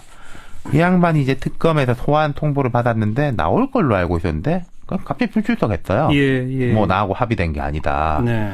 그럼 이제 내일부터 설 연휴지 않습니까? 이 설 연휴를 앞두고 요 흐름이 있다는 거죠. 그 그렇죠. 흐름 중에서 가장 이제 큰 것이 박 대통령의 인터뷰. 것이고요. 뭐 일제히 언론들이 박근혜 최순실 진영에 반격이 시작됐다. 뭐 이런 그렇죠. 표현을 쓰던데 어제 근데 그 인터뷰는 뭐 오후에 진행이 됐고 편집된 상태로 방영이 된 것 같더라고요. 이제 정논설위원회 주장에 의하면은 거의 편집을 안 했다. 뭐 한두 가지 이제 단어만 뺐고 뭐 그대로 갔다라고 했는데 제가 볼 땐 별로 편집할 이유가 없었던 것 같아요. 답변이 굉장히 짧던데요. 항상. 그리고 이게 말하자면 좀 공격적인 질문이 아니라 좀 장을 열어주는 이런 질문이었거든요. 그러니까 뭐 해명해봐라. 네. 이런 뭐 거였죠. 예컨대 뭐 대통령한테 이제 정규재 논설위원이 그런 질문을 했어요. 뭐 소통이 잘 안 된다. 왜 뭐 남들을 이렇게 만나고 이야기를 안 하냐라는 거에 대해서 대통령이 쭉 답변한 게 평소에 하던 이야기. 보고서를 볼 게 많아가지고 서류를 볼 게 많아서 그렇다라고 하니까 그렇게 해서 대통령 답변이 끝났는데 정논설위원이 그 뒤에다 붙여서 한 이야기가 독대를 하면은 특혜를 준다는 의혹이 있어서 그러셨겠죠. 이걸 이제 정규재 논설위원이 한 이야기입니다. 그러니까 이건 뭐 별로 편집을 할 이유가 없는 거였었겠죠. 네. 거의 그러니까 예상되는 질문과 답변을 이렇게 미리 좀 정해놓고 진행됐던 거 아닌가? 뭐 미리 정했든지 아니면은 정규재 논설위원이 이쪽에 요즘 이제 논리를 제공하는 분이거든요. 그러니까 이심전심일 수도 있는 거고요. 호흡이 착착 맞았고, 그리고 제가 하나 빠뜨려 먹었는데, 지금 이제 귀성하는 분들한테 많이 이야기가 들리고 있습니다. 서울역이나 용산역이나 이쪽에서. 박 대통령 지지하는 분들이 많은 홍보물을 만들어가지고 뿌리고 있다는 거예요. 역에서. 적극적으로 하시는 그렇죠. 근데 효과가 있을까요? 그러니까 왜 과연 이렇게 했을까에 대한 이제 궁금증이 있지 않습니까? 반응이 별로 좋지도 않은데. 근데 이제 대통령 쪽은 그런 생각을 하는 것 같아요. 이게 뭐 법리적으로 한다든지 여론으로 해가지고는 될 바가 아니다. 어차피 그렇게 해서는 되지가 않는다. 그렇기 때문에 단단한 진지를 구축하는 게 좋겠다. 그러니까 자기 이제 지지층 있습니다. 그래서 우리 경제를 보다 공정한 경제 생태계를 만들기 위해서도 재벌 개혁이 필요하고 또 재벌 스스로도 이 경쟁력을 강화시킨 나가기 위해서 재벌 개혁이 필요하다고 생각합니다. 예를 들자면 우리 재벌들의 그 1세대, 2세대들은 창업가, 기업가 정신이 있었는데 지금은 뭐 일감 몰아주기라든지 또는 무슨 골목 상권에 이렇게 뭐 침투에 들어간다거나 하는 걸 통해서 너무나 쉽게 돈을 벌 수 있기 때문에 그 1세대, 2세대가 가졌던 그런 창업 정신을 다 잃어버린 상태거든요. 그래서 재벌 계획을 해야 재벌 스스로도 세계 시장 속에서 경쟁력을 이렇게 키워갈 수 있다고 생각합니다. 자, 지금 뭐 지지율 1등을 계속 달리고 뭐 대세론까지 나오는데 그 배경 이유는 뭐라고 생각하세요? 우선 국민들께 감사드리고 싶고요.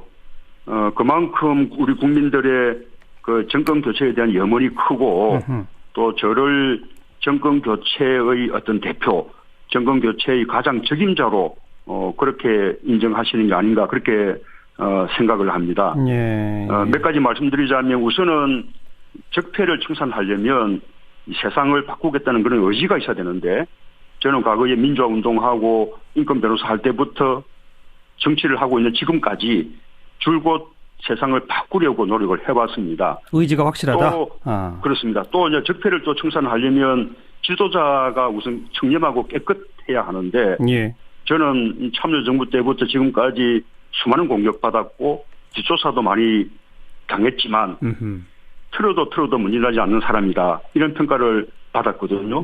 저는 검증이 끝난 사람이다. 이런 말씀을 드리고 싶고요. 또 하나 이제 가장 중요한 것이 이번 대선은 조기 대선인데다가 인수위가 없지 않습니까? 그렇죠. 정책을 만들고 정부를 구성하는 그런 준비 기관이 없는 것이거든요. 곧바로 취임이죠. 그렇습니다. 그래서 잘 준비된 대통령이 아니면 성공하기가 어렵습니다. 네.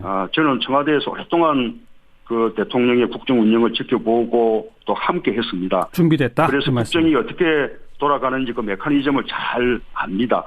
또 지난번 대선 때부터 지금까지 착실히 준비도 해왔고요. 예. 그래서 국민들께서 저 문재인이 가장 잘 준비되고 또 청렴해서 지금 국민들이 바라고 있는 적폐청산 그리고 또 새로운 대한민국을 만들 책임자다. 예. 그렇게 인정해 주시는 것이라고 생각합니다. 감사드립니다. 자, 오늘 박원순 서울시장이 대선 불출마를 갑작스럽게 선언했어요. 어떻게 평가하시고 박원순 시장한테 한 말씀 하신다면요? 정말 아주 박원순 시장으로서는 아주 아프고 어려운 그런 결단을 했습니다. 저는 박원순 시장에게 고맙다는 말씀을 드리고 싶습니다. 아주 치열한 경쟁도 국민들 관심을 끌게 하지만 저는 또 아름다운 양보와 협력에서 국민들을 더 감동시킬 수 있다고 생각합니다. 이건 박원순 시장께서 스스로 양보하시면서 정권 교체를 위해서 당원으로서 할 수 있는 모든 노력을 다하겠다. 그렇게 다짐하시지 않았습니까? 그래서 박원순 시장의 이 아름다운 양보 결단이 우리 더불어민주당의 어떤 정권 교체에 아주 큰 힘이 될 것이라고 그렇게 저는 믿습니다. 앞으로 박원순 시장과 잘 협력해서 정권 교체 꼭 이뤄내고 또 다음 정권 교체 이후에 다음 국정도 반드시 성공시켜내겠습니다. 네.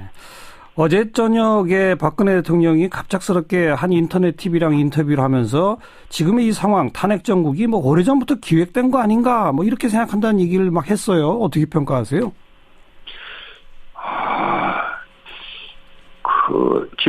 지금 박근혜 대통령은 거듭거듭 이야기하고 있는 것이 자신은 책임이 없고 자신은 몰랐다는 것인데 100번 양보해서 잘 몰랐다 하더라도 그 자기 주변의 측근에 의해서 그다음에 또 청와대 내의 또 비서실장이며 민정수석이며 또 각종 수석들에 의해서 또는 장관들에 의해서 그런 일들이 일어났다면 대통령으로서 무한한 책임을 져야 되는 거 아닙니까?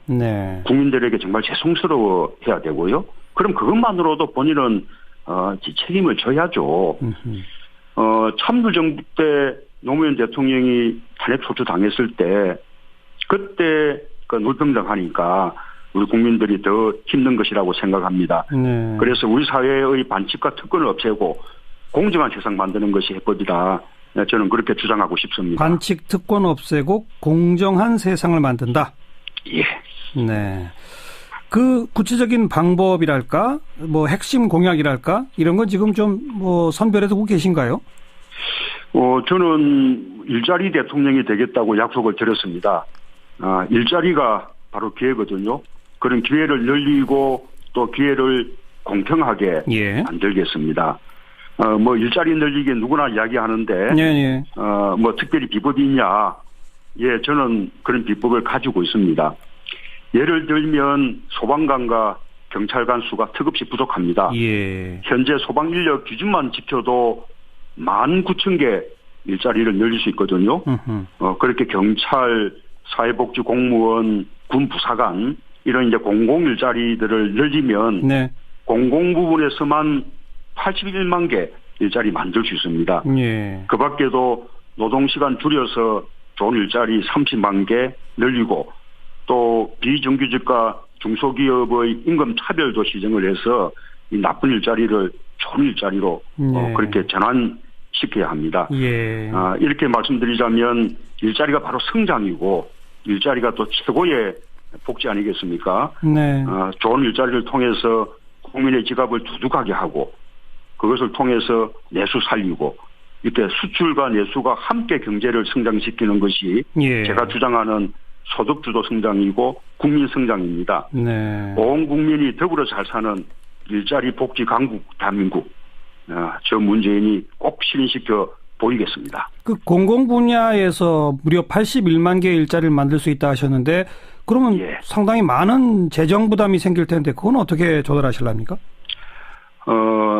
예를 들자면 이명박 정부 때 4대강 사업에 국가 예산만 22조를 투입했거든요. 예. 그럼 22조 같으면 얼마만한 수치인가 하면 연봉 2,200만 원짜리 일자리 100만 개에 해당하는 것입니다. 그러네요. 네. 예, 우리 정부가 국가 재정이 부족한 것이 아닙니다. 예. 국가 재정의 그 우선순위를 어디에 두느냐라는 문제고, 그래서 일자리 문제가 우리 청년들에게 희망을 주는 것이뿐만 아니라 저출산 고령화 문제를 해결하는 해법이기도 하고, 예. 또 나아가서는 대한민국 인구 감소를 막는 그런 길이기도 하고, 또 우리 국민들에게 희망을 주는 이런 길이라는 것을 우리가 생각을 해보면, 알겠습니다. 일자리에 더 많은 재정을 투입하는 것에 대해서 저는 국민들께서 동의하시리라고 생각합니다. 네. 반칙과 특권이 없고 공정한 세상의 그 핵심은 바로 일자리다, 이렇게 말씀하셨는데, 반칙과 특권을 없애는 그런 쪽에서는 어떤 것들이 핵심 공약이 될까요? 지금 이 반칙과 특권의 하는 대상이 지금 권력기관들 아니겠습니까? 예. 그래서 이 권력기관들을 제대로 개혁해서 권력기관들의 적폐를 없애고, 예. 우리 사회를 보다 공정한 그런 이제 사회로 만드는 것이고요. 또 하나는 우리가 이명박 이 박근혜 정부의 고위공직자 인사청문회 때마다 우리가 늘 경험했던 것이 그 장관들 후보자마다 예.